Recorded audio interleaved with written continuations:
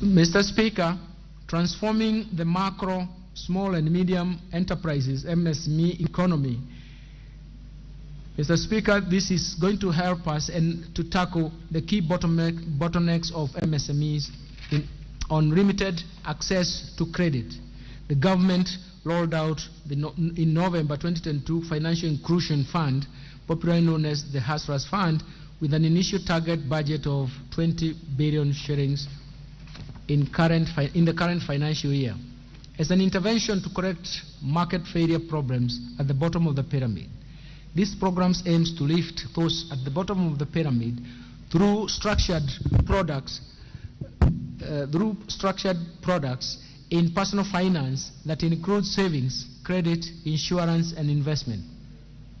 This, together with other affirmative action funds like the Youth Enterprise Fund, Women Enterprise Fund, WESO Fund, and MSME's Credit Guarantee Scheme, will increase access to affordable credit to targeted persons and sectors, and thereby increase their investment and allow for private sector-led growth.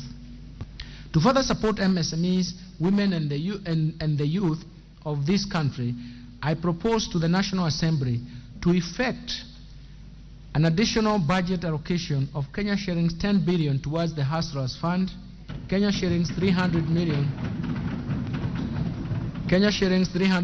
to SMEs in the manufacturing sector, Kenya shillings 182.8 million for Women Enterprise Fund, Kenya shillings 175 for Youth Enterprise Fund, Enterprise and Development Fund, and Kenya shillings 192 million to WESO Fund.